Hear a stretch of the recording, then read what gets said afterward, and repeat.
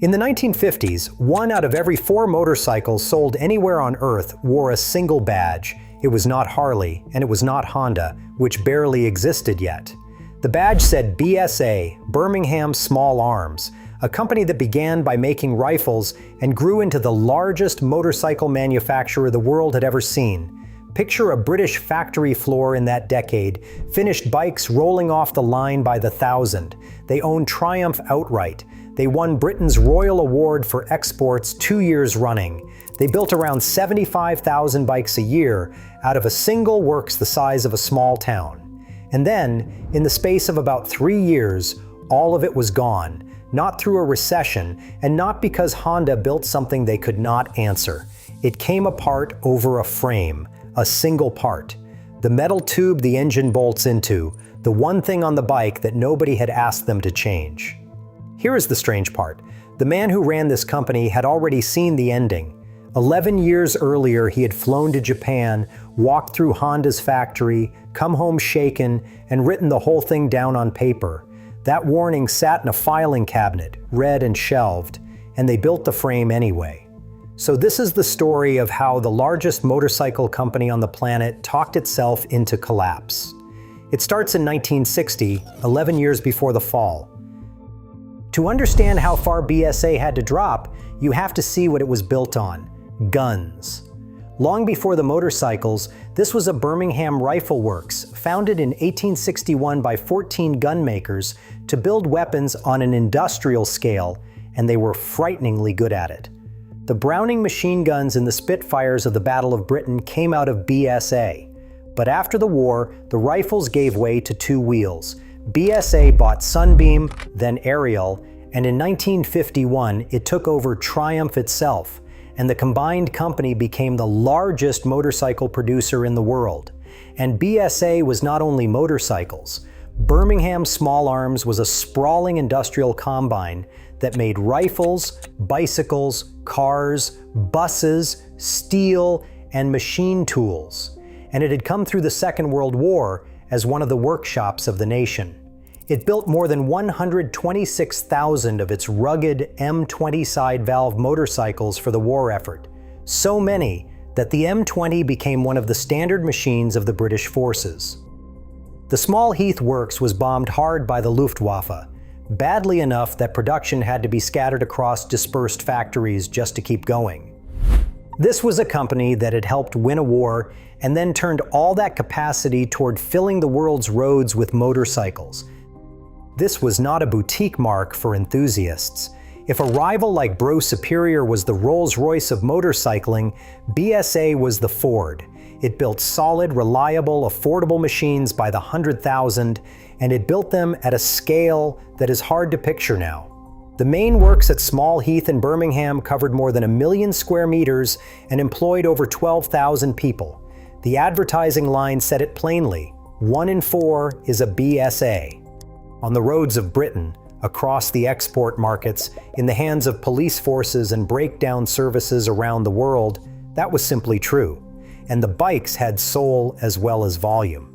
The Gold Star single was the bike you rode to work all week and raced on Saturday, and it won races that mattered, out at Daytona and Catalina in the United States, which happened to be the exact market that would decide BSA's fate later on.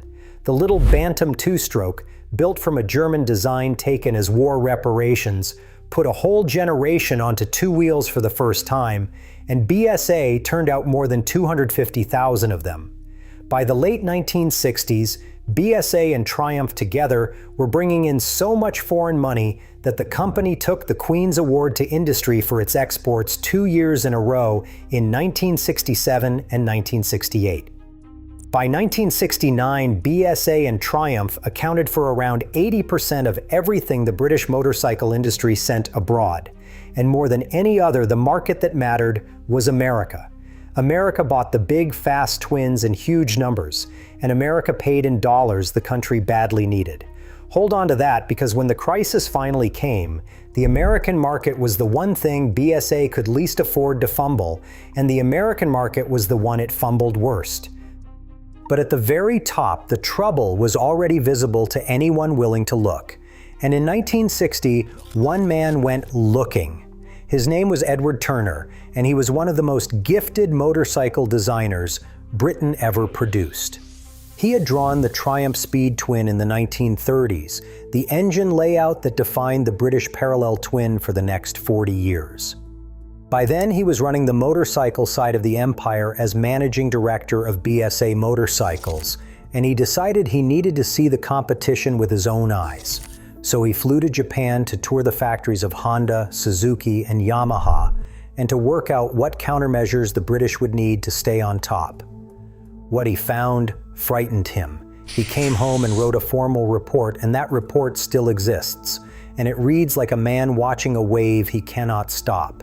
He noted that Honda alone, the largest of them, had 400 technicians whose entire job was studying new manufacturing methods, new designs, new approaches. 400 people just thinking about what came next. He wrote about a company called Yamaha that had not even been in the motorcycle business 5 years earlier.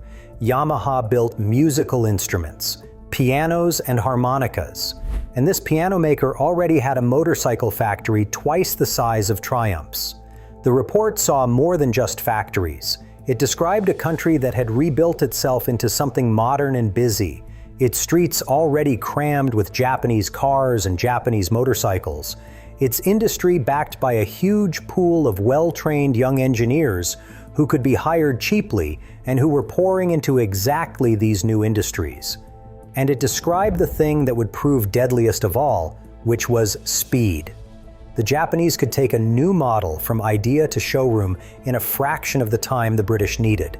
While Britain refined the same designs year after year, Japan simply kept launching better ones. Sit with that for a second, because it is the whole story in miniature. A firm that made pianos, walking into motorcycles from nothing, was already outbuilding one of the proudest names in Britain. Turner saw it. He understood exactly what state-of-the-art automation and huge development teams and fast model cycles would do to companies that still did things the old way. His report warned in plain terms that the British firms were about to be overtaken if they did not change how they worked.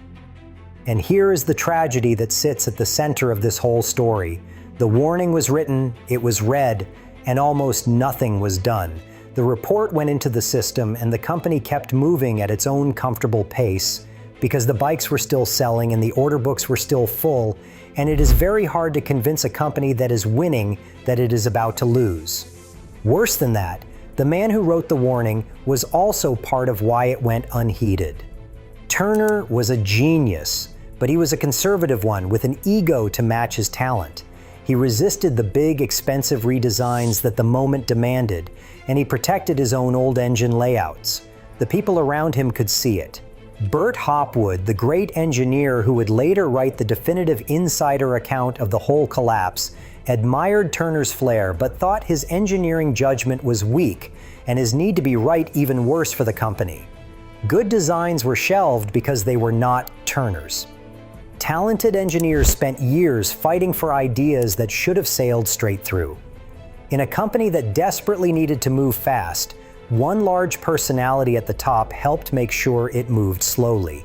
So the alarm was raised by the person best placed to answer it and then quietly muffled by that same person. The warning went in the drawer and the 1960s rolled on. They did not roll on kindly. Through that decade, the Japanese did exactly what Turner had predicted. They got bigger, faster, and better, and they did it at a speed the British could not match. By 1963, Honda on its own was producing more motorcycles than BSA. In fact, Honda alone was outbuilding the entire British motorcycle industry put together. That is worth saying slowly. One Japanese company, barely more than a decade old, was making more bikes than every British factory combined. For a while, BSA could still tell itself a comforting story. The Japanese made small bikes, the argument went, little commuters and learner machines, while the British owned the big, fast, serious motorcycles that real riders wanted. And then in 1969, Honda released the CB750. It had 4 cylinders, an overhead camshaft, an electric starter, and a front disc brake. and it was fast, smooth, and reliable in a way the old British twins simply were not. It did not leak oil onto your garage floor. It started with the press of a button on a cold morning, while the British twins still demanded a practiced kick and sometimes kicked back. It was, in every measurable way, the kind of motorcycle Turner's report had warned was coming, arriving right on schedule. Overnight, the Triumph Bonneville, still a wonderful machine, started to look like it belonged to an earlier age. The comforting story stopped being true. Even now, BSA was not dead. It was still selling tens of thousands of bikes a year and still turning a profit on its best models. This matters because it means the collapse that followed was not inevitable. The company still had money, a global dealer network, a legendary name, and some of the best engineers in the world. What it did not have was a clear head. Inside the group, enormous energy went into a strange internal rivalry because BSA owned Triumph, but the two brands were sold as competitors, and the people running things could never quite decide whether they were one company or two. Instead of pointing all that talent at Japan, they spent a good deal of it fighting each other. There was also a growing habit of spending money on the wrong things. Rather than fix the bikes people actually wanted, the group chased odd side projects that went nowhere. The most notorious was the Aerial 3, a strange little 50 cubic centimeter tilting tricycle that the group launched with high hopes and that the public simply did not want. It flopped, and it cost real money. Money that a company staring down Honda could not afford to throw away. It was a small preview of a much larger mistake to come, the same instinct to gamble on something clever and unwanted instead of doing the obvious, boring, profitable thing. And it was in this state, proud and profitable and quietly frightened, that BSA made its move, the move that ended it. In 1967, the group opened a brand new research and development center at a country house called Umberslade Hall, near Solihull. On paper, it was exactly the right idea. A modern, central design facility using new tools like computer-assisted design to drag the whole product range into the future and finally answer the Japanese. This was the countermeasure Turner had called for, 7 years too late but real. But there was a distance, physical and cultural, between the elegant country house where the new ideas were drawn up and the grimy factory floors at Small Heath and Meriden where the bikes were actually built. The people making the machines did not always trust the people redesigning them, and the expensive new methods did not always survive contact with a real production line. A research center is only as good as its link to the factory, and that link was weak. And there was a bigger problem sitting right at the top. The managing director driving the group's motorcycle strategy in this period, a man named Lionel Joffe, openly disliked motorcycles. Read that again. The person steering the world's greatest motorcycle company through the most important decision in a generation was not a motorcycle person, did not love the product, and did not have the instinct for it that the old hands did. And the decision he was about to sign off on would need every ounce of that missing instinct. Because here is what they chose to do. By the end of the 1960s, everyone knew what was actually wrong with the British bikes. They vibrated, they leaked oil, their electrics were unreliable. They still had to be kickstarted by hand while Honda offered a button. Riders complained about these things constantly, and every one of them was fixable. That is the obvious place to spend the money. Fix the leaks, cure the vibration, sort the electrics, add an electric starter. Give people the bike they already loved, but make it dependable. That is not what they did. Instead, the group bet its entire 1971 model year on a completely new frame. Not a new engine, not the fixes everyone wanted, a new frame. And not just any frame. This one carried the engine's oil inside itself, in a thick 3-inch steel backbone tube running along the top of the bike. On paper, it saved weight, because the frame and the oil tank became a single part instead of two, and it gave the bikes a cleaner, more modern shape. You can see why it appealed to a research center that wanted to prove it could out-engineer Japan. That was exactly the seduction of it. It was the impressive, forward-looking solution, the kind of thing that wins an argument in a design meeting, and it answered a question that almost none of the company's actual customers were asking. In practice, it meant that almost every other part had to change to fit it, all at once. New frame, new forks, new wheels, new bodywork, new tank, new seat, new everything, across both brands in a single model year. An entire new model range and a brand new production line launched together in one go. And that was not even the only impossible promise the group was making at the time. To answer Honda's fast middleweight bikes, BSA and Triumph had loudly advertised a brand new 350 cubic centimeter twin, sold to American dealers and the motorcycle press as the machine that would bring the company roaring back. It was called the Fury on the BSA and the Bandit on the Triumph, and multi-page adverts ran in all the big magazines. The bikes were shown off, promised, and pre-sold. And then they never really arrived. The engine was fragile and unfinished, and the project quietly died, leaving the company having promised the future twice over and delivered neither. This was the point of no return, and at least one man saw it coming and said so, out loud and in writing. His name was Bert Hopwood, and he was the group's chief designer, another of the finest engineers Britain had. Hopwood had worked alongside Turner since the 1930s, and he knew production motorcycles down to the last bolt. When the oil and frame project came his way, he refused it.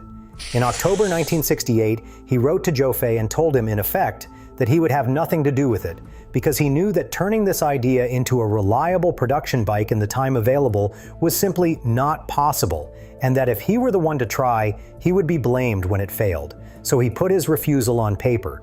He and his colleague Doug Hell, the two people most able to save the project, were left on the sidelines while it went ahead anyway. Years later, Hopwood would set the whole thing down in a book, a blunt insider's account of how a world-beating industry had been run into the ground by management that would not listen. It became the definitive record of the collapse, written by the man who had tried hardest to stop it. But at that point, he was just a chief designer being told that his objection was noted and overruled, and that the new range was going ahead on schedule whether he helped or not. Think about the position the company was now in. Turner had told them years earlier that Japan was coming. Hopwood, the best engineer they had told them in writing that this specific bet would fail. And the leadership, guided by a managing director who did not even like motorcycles, pressed the button on the whole new range at once. If you are enjoying this, take a second to subscribe. This channel is about how the motorcycle world got built, and how sometimes it got torn down from the inside. Because what happened next is the part where the paper warnings turned into steel and oil, and everything Hopwood predicted came true on the factory floor. Picture the factory in the closing months of 1970. A whole new range to build, a new production line to run in, an American deadline bearing down, and a design that had been rushed through against the advice of the people who knew best. This was the moment all the paper decisions became real steel, and the steel did not cooperate. The disasters began almost immediately, and the first was almost comic. When the new frames reached final assembly, someone discovered that the engine would not physically fit inside the new frame in one piece. The rocker boxes on top of the engine fouled the frame tube, so the engine had to be partly dismantled just to get it in. This is the sort of thing you are supposed to catch on a drawing board years before, and it slipped straight through a research center that had cost the company a fortune. It set off a long scramble of last-minute changes just to make the bikes buildable at all, and every one of those changes was a delay.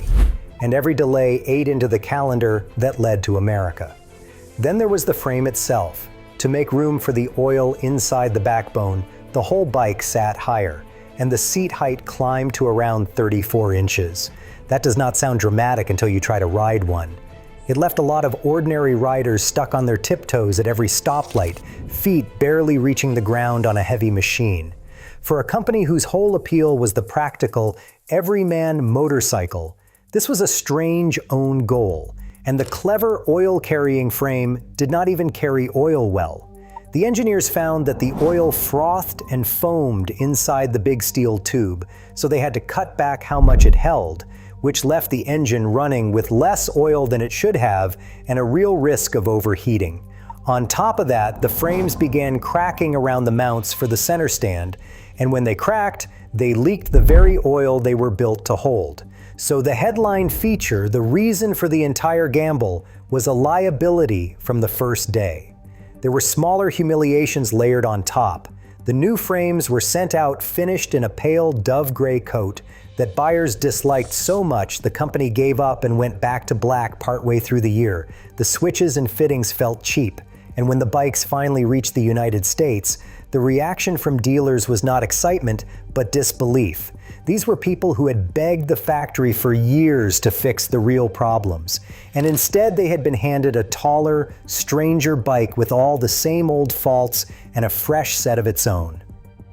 One American dealer summed up the mood by pointing out that the single thing the company had not needed to change was the way the bikes looked, and that was the thing they had changed most. Now stack all of this up, because on their own, these are just faults. Together, they were fatal, and here's why. Every one of these problems took time to fix, and the group did not have time.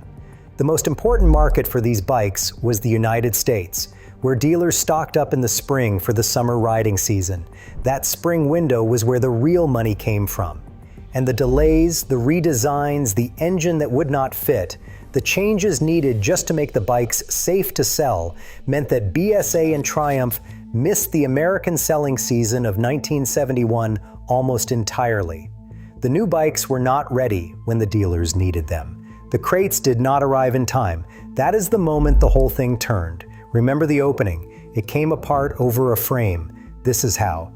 The gamble was supposed to pay for itself with a huge American selling year, and instead the American selling year simply did not happen because the product was late and broken. The money the company was counting on never came in.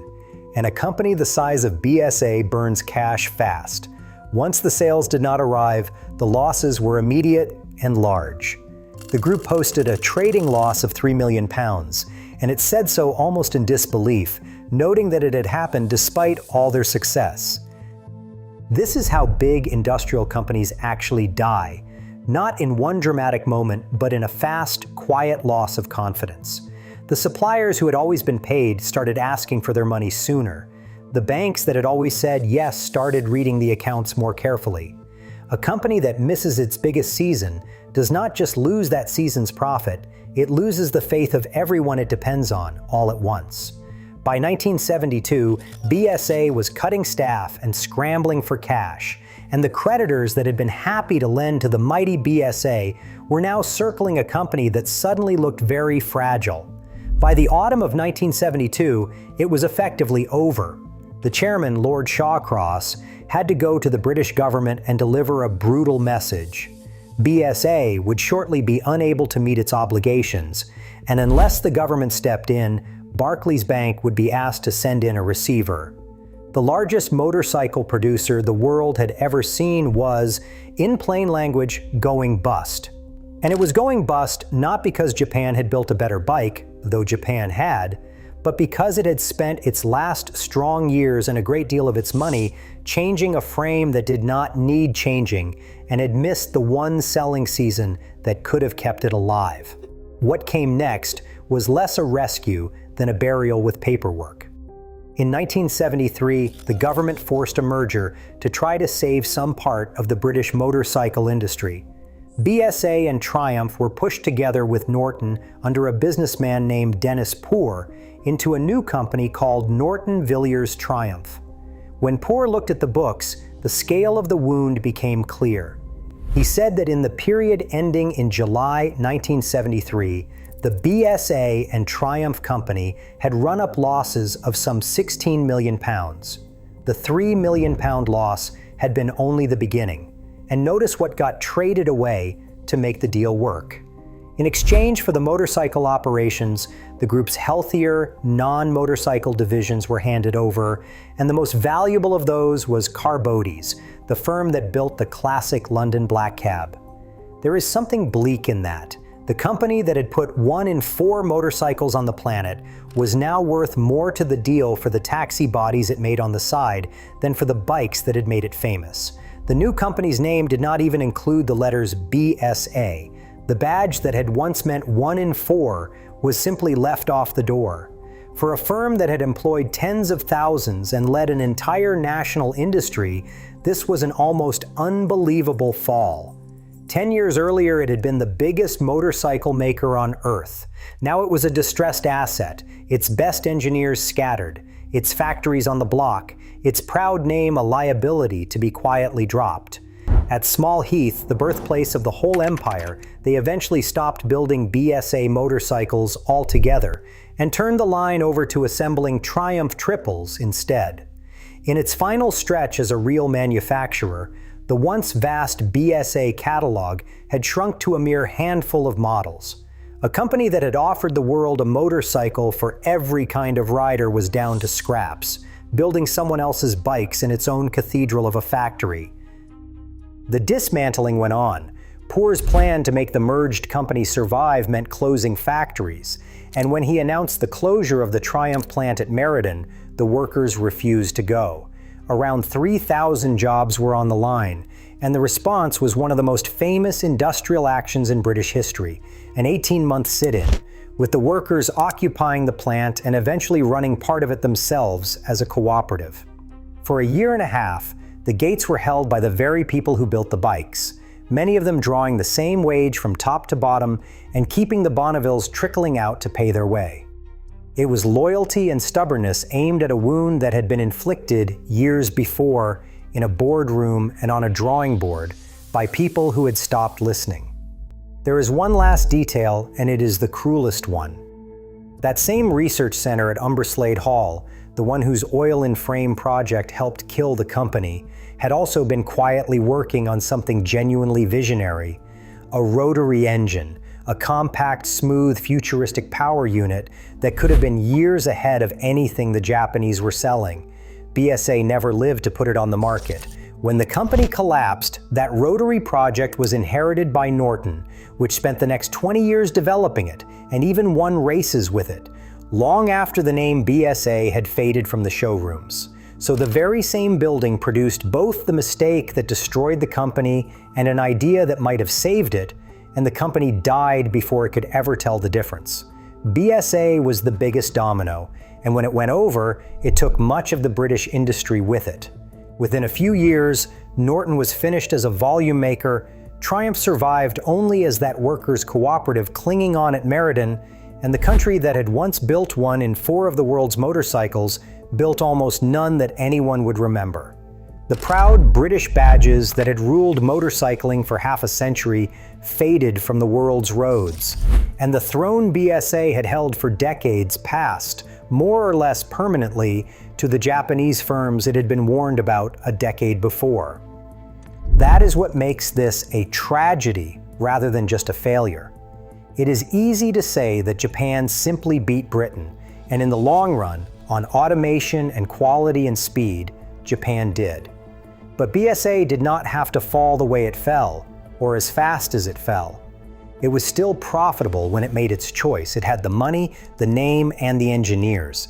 It had been warned about the future in 1960 by the man who ran it, and warned about this exact decision in 1968 by the best designer it had. It had every reason to fix the bikes people already loved, and instead it bet everything on a frame that nobody asked for, launched it too late and too broken, and missed the one season that mattered. There is a lesson in here that reaches well past motorcycles.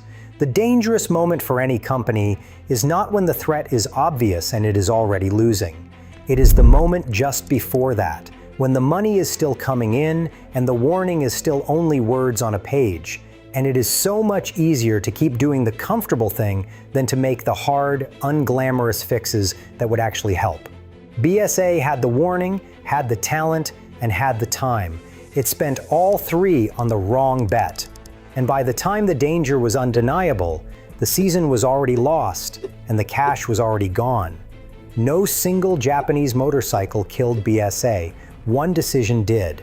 And the hardest part of the whole story is that the company had written its own warning in its own hand more than a decade before and then filed it away and forgot it. If you want to see how the winners of this story pulled it off, the tiny company that grew into the giant that buried Britain, watch this next. The name on the badge is Honda, and their story is every bit as unlikely as this one.